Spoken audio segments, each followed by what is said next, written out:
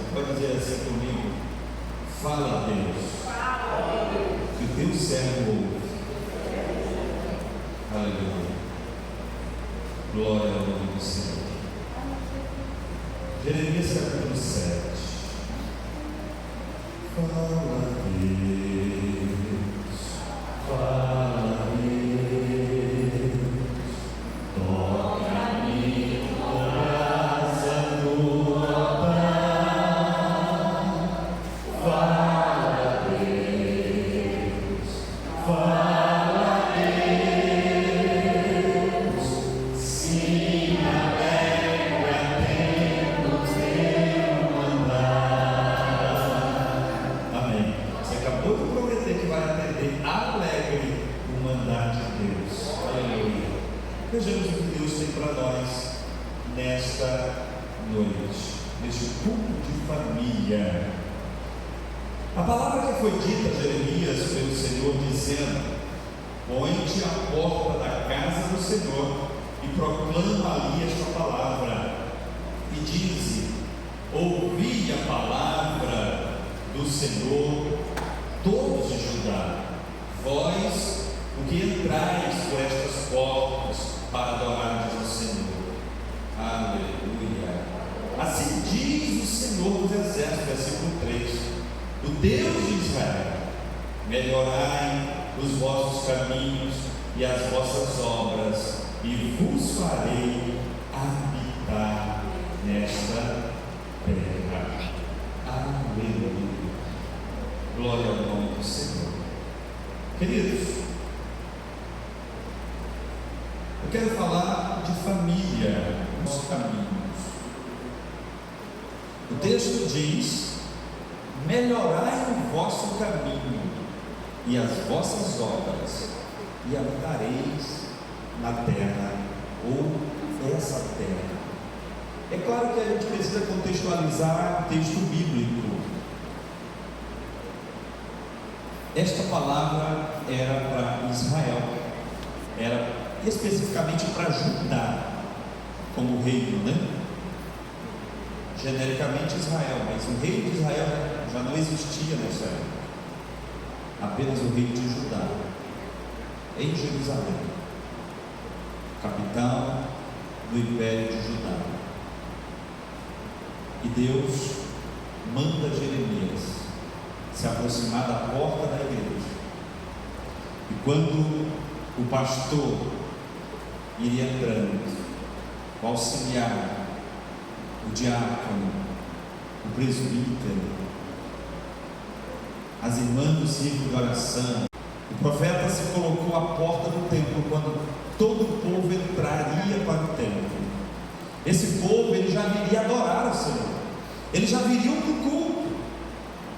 A ideia que se tem é que os adoradores que adentram ao templo, eles estão com a sua vida no altar, com a sua vida na presença de Deus, conforme a vontade de Deus. No entanto, Deus ordena o profeta Jeremias com essa árdua missão de ficar à porta do templo. Enquanto os adoradores adentravam, ele exortava aquelas pessoas a consertar os seus caminhos, a emendar os seus caminhos, a melhorar os seus caminhos. Que desafio, amados! Imagina Deus ordenar você a ficar na porta do templo, quando o pastor chegar, você apontar o dedo e dizer: pastor, o Senhor manda te dizer, melhora os teus caminhos. Quando os presbíteros entrar, você tem que levantar sua voz e dizer: Deus me manda dizer, melhora os teus caminhos, porque Deus não está agradando da tua vida, do teu culto. Que desafio! Que batata quente Deus colocou nas mãos de Jeremias. Foi um desafio grande. Deus sempre buscou, amados, o homem para perto de si. Apesar do pecado, nós já pregamos aqui sobre o pecado, a doutrina do pecado, como adentrou o pecado, como o homem usou mal o seu livre-arbítrio e distanciou-se de Deus, conforme Paulo escreveu em Romanos 3:23, porque todos pecaram e destituídos ficaram da glória de Deus, mas Deus nunca desistiu do homem, Ele sempre buscou um jeito, uma forma de se aproximar do homem, ou de aproximar o homem de si.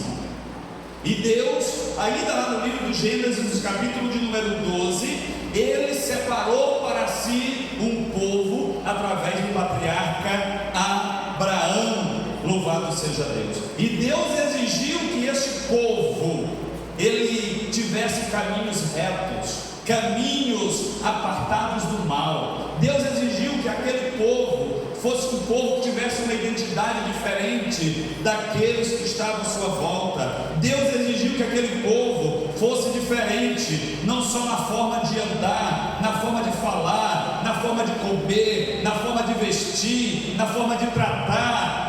Deus exigiu que aquele povo também fosse diferente na forma de adoração, aleluia, que o seu culto fosse um culto sagrado, santificado, separado de fato para Deus, e que Deus se agradasse. É tanto que lá em Deuteronômio, no capítulo de número 10 e versículo de número 12, Deus está exortando este povo, para que este povo cumpra a ordem do Senhor, para que esse povo ande na presença do Senhor, para que esse povo seja perfeito. Em Miqueias, no capítulo número 6 e versículo de número 8, Deus mais uma vez, através do profeta Miqueias, está reforçando a igreja do Velho Testamento a se consertar, a se aproximar de Deus, a obedecer a ordem do Senhor, a andar na presença do Senhor e serem retos, e serem perfeitos, aleluia. O que o Senhor pede de ti, ó homem, senão que andes na minha presença e seja perfeito? Amados, Deus tem ciúmes do seu povo. Deus tinha ciúmes de Israel. Deus tem ciúmes da igreja, o Israel da nova aliança. Deus, Ele quer que o seu povo esteja como que uma noiva ou uma esposa ao seu lado, uma esposa fiel, uma esposa companheira, uma esposa que honre o marido, uma esposa que ame o marido. Deus almeja isso de nós, não só da igreja da antiga aliança, como principalmente da igreja da nova aliança, comprada pelo sangue do Cordeiro, aleluia, resgatada do mundo para a maravilhosa luz, conforme Pedro escreve na sua carta primeira, no capítulo 2 e versículo 9: mas vós sois geração eleita, sacerdócio real, nação santa, povo adquirido, para que anuncieis as virtudes daquele que vos chamou das trevas para a sua maravilhosa luz. Este é o projeto de Deus, este é o desejo de Deus, esta é a finalidade de Deus para a igreja, é que a igreja se sinta propriedade de Deus, propriedade particular, noiva, eleita, servos, filhos, sacerdócio. É isso que Deus deseja de nós, é isso que Deus deseja do seu povo. E Deus tem ciúmes quando o povo ignora a Deus. Da mesma forma que um esposo sente ciúmes quando a sua esposa o ignora, quando a sua esposa não o honra, quando a sua esposa não o respeita, Deus também sente ciúmes quando o seu povo se afasta, quando o seu povo se esfria, quando o seu povo o ignora. E aqui neste capítulo, amados, no sermão, aqui nesta palavra, nessa demonstração do profeta Jeremias, Deus deixa tão claro os seus ciúmes, que lá no capítulo de número 18 e no versículo de número 11, depois que Deus quer admoestar aquele povo para emendar os seus caminhos, para se arrepender, para consertar a sua vida, para consertar o altar da adoração, para corrigir os erros sociais, os erros morais que eles estavam praticando, que eles estavam vivendo. Deus, lá no capítulo 18, versículo 11, Ele chega a declarar através de Jeremias: olha, eu estou planejando o mal contra vós. Irmãos, Deus declarar para o seu povo que está planejando mal contra ele, isto é sério. E sabe por quê? Por causa da dura cerviz do povo, por causa do esfriamento do povo, por causa do desvio do povo. Mas no capítulo 26 de Jeremias e no versículo de número 13, Deus, ele deixa claro que ele quer evitar o mal. Ele diz: olha, eu estou planejando mal contra vocês, por causa da vossa desobediência, por causa da vossa idolatria, por causa da vossa prostituição, por causa das vossas fornicações, por causa da falta de justiça entre vocês, da deslealdade, da mentira, do assassinato, do sangue inocente, da peita que vocês recebem contra o inocente. Eu estou planejando o mal, mas eu quero dizer para vocês que eu não gostaria de realizar este mal. Se vocês se arrependerem, eu mudarei de ideia quanto ao mal que eu estou planejando contra vós. Deus não destruiu Judá, não entregou Judá ao cativeiro por mero capricho, amados. Deus não gostaria de fazer. Deus estava conversando com Judá como um pai que ama o filho, mas que está decidido a castigá-lo, está dando uma oportunidade para que esse filho se arrependa, para que esse filho se conserte e seja evitado o castigo. Porque quando o pai ama o filho e ele precisa castigar, esse castigo dói mais no pai. Quem é pai aqui, mãe? Quantas vezes você já precisou castigar o filho e você sentiu dor na sua alma por ter que castigar o filho? Porque o castigo não é falta de amor, não, pelo contrário, a Bíblia diz que Deus castiga aquele a quem ama. Então Deus sentiu nas cordas do seu divino coração essa mesma dor, essa mesma compaixão por Judá, a sua filha aleivosa e desobediente, que estava caminhando nos caminhos da sua irmã Israel.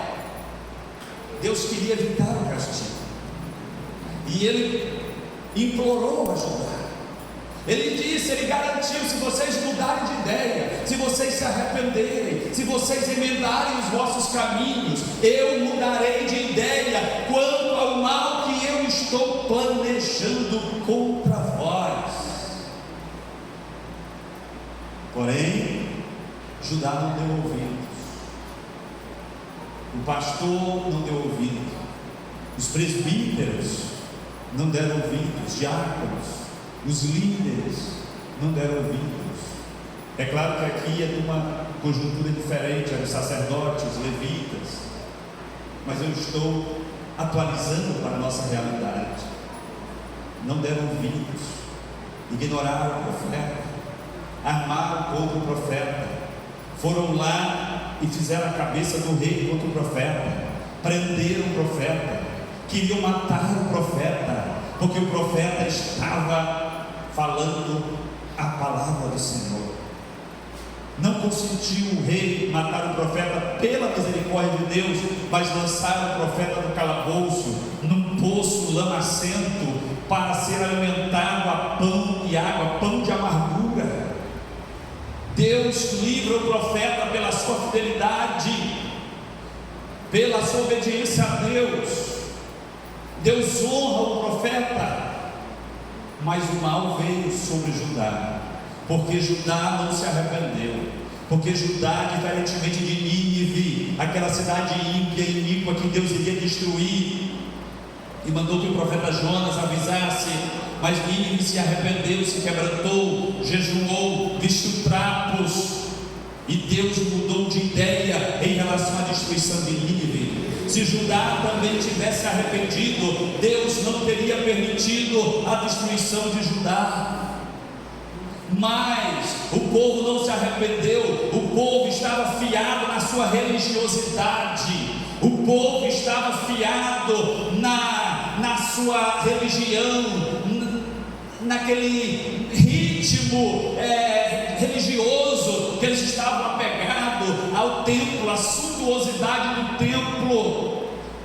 Eu quero dizer uma coisa: nós precisamos valorizar sim os símbolos sagrados, objetos de culto, mas mais do que valorizar os objetos de culto, nós precisamos honrar o nosso Deus, amar o nosso Deus e obedecê-lo acima de toda e qualquer coisa. A liturgia do culto é importante, mas mais importante do que a liturgia deste culto é a nossa vida santa diante do altar do Senhor. Aleluia! Deus, nesta hora, Ele está olhando para nós, do mesmo jeito que Ele olhava para Judá, e Ele está nos conclamando a emendar os nossos caminhos, a acertar os nossos caminhos. Pastor, mas o que isso tem a ver com família? É exatamente aqui que eu quero chegar. Como estão os nossos caminhos? A obra de Deus, ela começa na família. A saúde da igreja só vai bem se a nossa família estiver bem. A igreja só cresce se a nossa família estiver em crescimento. A igreja só é avivada se a nossa família estiver avivada. Como está a tua vida diante do Senhor? Como estão os teus caminhos como servos de Deus? Quem é filho aqui? Olhe para mim. Todo mundo, né? Como filho, como estão os teus caminhos? E às vezes a gente tem a mania de olhar para as crianças e para os adolescentes quando trata de filho. Mas até aqueles que têm cabelos brancos também são filhos. E como filhos, como estão os teus caminhos? Você tem honrado aos teus pais? Como filho, você tem obedecido aos teus pais? Como filho, você tem cuidado dos teus pais? Como filho, você tem amado os seus pais?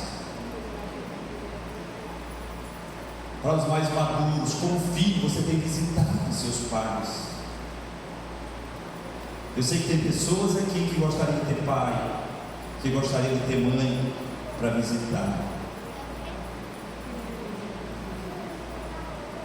Como filho, como estão os teus caminhos? Nós vivemos uma geração, e eu me refiro agora aos filhos mais jovens e crianças, uma geração em que o próprio Estado está desinformando, deseducando, interferindo no processo de educação dos filhos.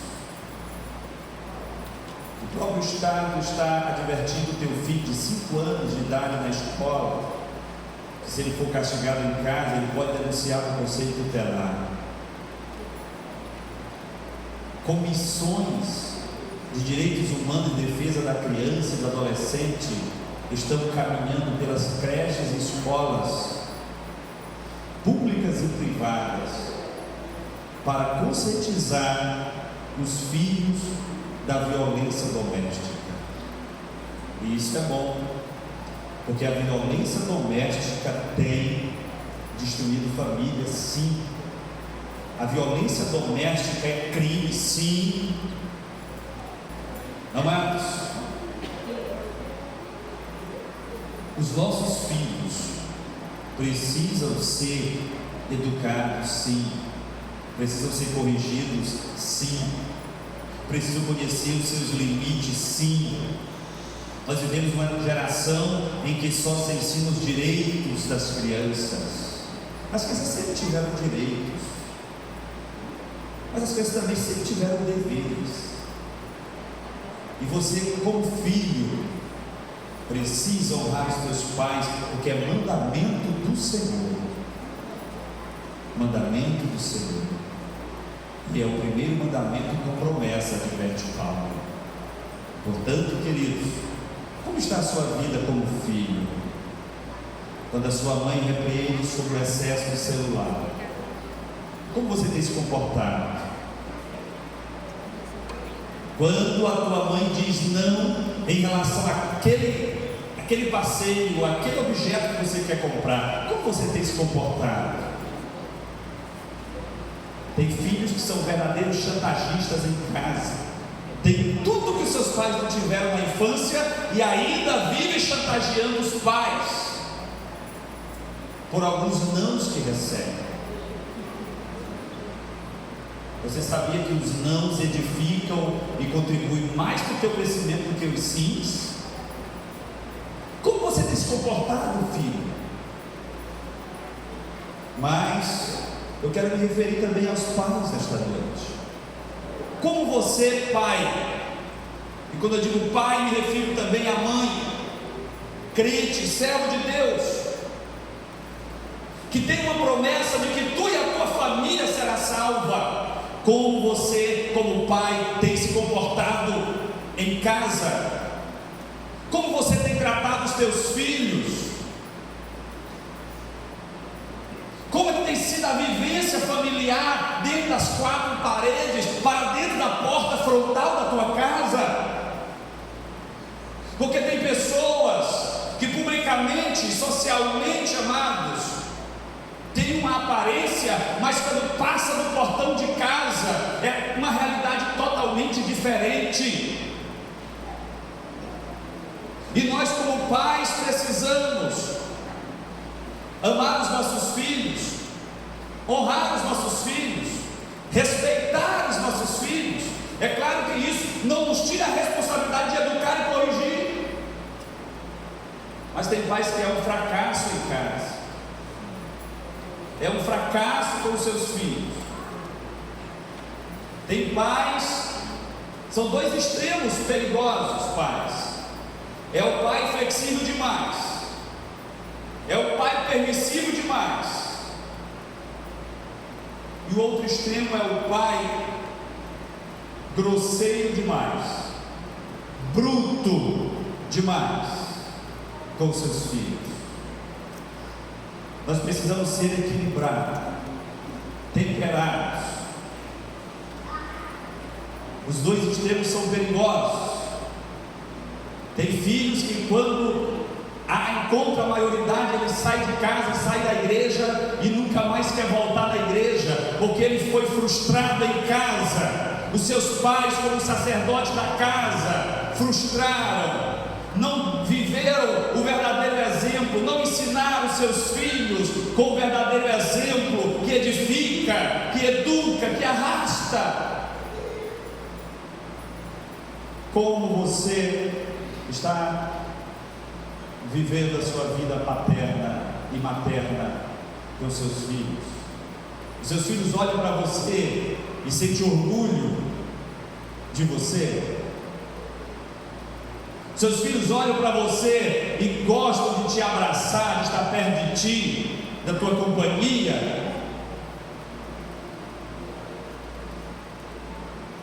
Mas é para refletirmos mesmo. Como estão os nossos caminhos? Porque é muito fácil eu estar aqui de terno e gravata, pregando para vocês, estar aqui espiritualmente na presença de Deus, no óleo, na unção, e lá em casa com a minha esposa, com meus filhos, como eu me comporto?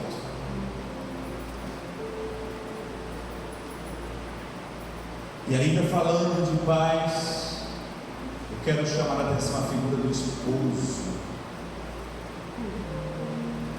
Há uma acusação falsa sobre a igreja, de que o evangelho, a Bíblia é machista e os crentes são machistas, porque a gente aprende na Bíblia que o homem é o cabeça da casa, que o homem é o chefe da casa.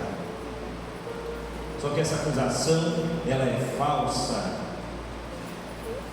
porque apesar de o homem ser o cabeça e ser o chefe da casa, A admoestação bíblica é que este homem, ele ame a sua esposa da mesma forma que Cristo amou a sua igreja e se entregou por ela e morreu por ela, aleluia. Então Deus está dizendo para nós sermos sim cabeça na nossa casa, mas amarmos a nossa esposa a ponto de estarmos dispostos a dar a nossa vida por ela. E você, homem de Deus, tem honrado a sua esposa? Tem valorizado a sua esposa? Tem sido companheiro da sua esposa?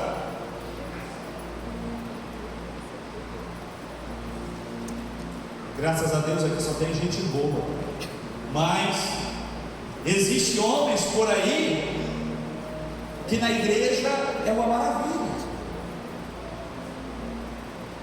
é uma bênção na igreja, mas em casa, amados, é um péssimo esposo, é um péssimo pai. Deus está nos convidando a emendar os nossos caminhos hoje. Aleluia.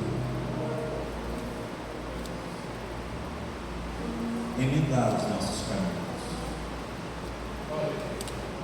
Não adianta eu estar aqui bonitão, de terno e gravata, todo alinhado, e a minha esposa está olhando para mim, maneando a cabeça. Ah, se fosse verdade. Eu acompanhei uma família uma época que a mãe e filha, toda vez que estava no mundo, estava chorando, as duas, uma no ombro da outra, e o marido pregando, aquele cara pentecostal, e em toda a igreja observava que não estava certo aquele comportamento, tinha algo errado. Como é que todo mundo, aquelas duas estavam chorando? Que história! Será que é um som do choro? E depois a gente viu que o casamento acabou. E o teatro que era na igreja, por isso elas choravam, por isso elas não suportavam. Nós não fomos chamados para viver uma vida de teatro, não, queridos. Nós somos geração eleita, sacerdócio real, nação santa. Viu como isso é forte? Que responsabilidade, amados. Sacerdócio real, nação santa. Sede santo como o Senhor vosso Deus é santo. Você pode enganar o pastor, você pode enrolar a igreja, mas você não consegue enganar a Deus. Ele penetra até a divisão da tua alma e do teu espírito. Ele sabe a quanto tu está pensando agora. Aleluia. É hora de emendar os caminhos. E a esposa que não obedece o seu esposo, não está honrando a Deus. Esposa de nariz empinado, que oprime o seu marido, está desonrando a Deus. Mas pastor, existe isso na igreja? Existe, amados. Aqui não, graças a Deus. Eu quero acreditar que aqui não existe esse tipo de esposas. Mas tem esposas que são verdadeiras opressoras do marido. Aí quando perde, vai chorar, vai se lamentar. Não oprima o seu marido. O marido é o cabeça da casa, e eternamente será assim. Honre o seu marido, obedeça o seu marido. Tem esposas por aí, não aqui, que o marido olha para ela e diga: meu amor, essa roupa não está bem para você. Quem sabe a roupa está um pouco extravagante. Ela diz: cala a boca, não tem pitaco na minha roupa, que o meu corpo não doeu. Mentira de Satanás. Você não manda no seu corpo, não. E nem o marido dele. Vocês são uma só carne. Aleluia. São unidos pelo casamento e pela palavra de Deus. Agrade o seu marido. Agrade o seu marido. Honre o seu marido. Respeite o seu marido. Ande de mão dada com o seu marido. Eu fico triste quando eu vejo o marido na frente, a mulher atrás, ou a mulher na frente, o marido atrás. Vigie. Vigie, amados. Porque Satanás está espreitando, buscando uma brecha. Eu me lembro de um testemunho, até engraçado, de um casal jovem que estava indo para a igreja de mão dada, mas aí houve uma discussão no caminho que o caldo ferveu, e aí logo eles soltaram a mão e ele chamou ela de cambita seca. Tua mulher pode ter as pernas finas como for, mas não diga isso não. É um ponto fraco. E aí ela deixou ele para trás. Estava de salto alto, mas foi entortando aquele lugar, mas não deixou ele alcançar mais ela. Lá na frente tinha um rapaz meio alcoolizado, e olha como o inimigo é sagaz. Ele olhou para aquela mulher e disse: mas que lindas pernas você tem. Vou me correr, agarrou a mulher e continua a viagem. Vigia, mas não dê lugar ao diabo. Honre o teu esposo, honre a tua esposa, ande de comum acordo, combinem, discutem, mas discutem com serenidade, discutam com serenidade. Irmãos, tem quartos de casais crentes que é um verdadeiro quarto de guerra, e não é guerra espiritual na oração não, é guerra mesmo. Honre-se uns aos outros, aleluia. E como vizinho, como é que estão os teus caminhos? Os teus vizinhos te reconhecem como crente, como servo de Deus? Você tem liberdade de falar de Jesus para os teus vizinhos? Como os teus vizinhos te olham?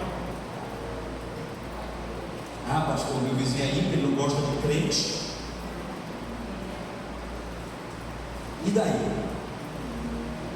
Você é luz e você é sal. Foi para isso que você foi resgatado pelo sangue do Cordeiro, aleluia, para ser um bom vizinho. Mas antes de você ser um bom vizinho, você precisa ser um bom filho, precisa ser um bom pai, precisa ser um bom esposo, precisa ser uma boa esposa. Louvado seja o nome do Senhor. Aí depois você seja um bom vizinho, porque tem gente que é um excelente vizinho, mas é um péssimo pai, é um péssimo esposo, faz tudo para os vizinhos, mas não faz nada para sua esposa. Vigie. Vigia. Está na hora de emendar os nossos caminhos. E como membro do corpo de Cristo, como é que estão os nossos caminhos? Como está a nossa vivência com a igreja, com os irmãos, com a nossa liderança, com o pastor da igreja, com os presbíteros da igreja, que também são autoridades sobre a igreja? Como é que está a nossa vivência? Nós nos relacionamos bem? Nós estamos dispostos a obedecer a palavra e as ordenanças dos nossos pastores? Hoje nós somos aqueles de dura cerviz, de cangote grosso. Comigo é assim. Comigo era assim quando eu não tinha o Senhor, quando eu era dono do meu nariz. Hoje não vivo mais eu, mas Cristo vive em mim. É o Espírito Santo que deve conduzir os meus projetos, o meu caráter, a minha personalidade tem que ser moldada pelo Espírito de Deus. Não vivo mais eu, mas Cristo vive em mim. louvado seja o nome do Senhor. Portanto, esposa, não diga ao seu marido, comigo é assim. Esposo, não diga à sua esposa, comigo é assim. Não, quando você fala assim, você está chamando para guerra, você está chamando para briga. Seja sábio, seja sábia, aleluia, seja um verdadeiro servo do Senhor, e o Senhor te abençoará. Tem gente que vive na prova, mas nunca faz uma reflexão. Se você vive na prova o tempo todo, tem algo errado, porque prova, já diz, é passageiro, para aprovar. Se você está na prova e a prova não acaba, pergunte para o Senhor, o que você precisa melhorar? Tem gente que facilmente pergunta para Deus, o que foi que eu fiz para merecer isso? Não é assim não, amados. Deus é Deus, soberano, Senhor dos céus e da terra, dono da vida. Senhor, me mostra aonde eu preciso melhorar, Senhor, para te agradar, para ser uma bênção para a minha família, para ser uma bênção para a minha igreja, para ser uma bênção para os meus vizinhos. Amém? Que a tua família, como foi cantado aqui, seja uma bênção, seja um altar de adoração, um altar de louvor, de comunhão, que a coinonia do Espírito Santo esteja presente na tua família.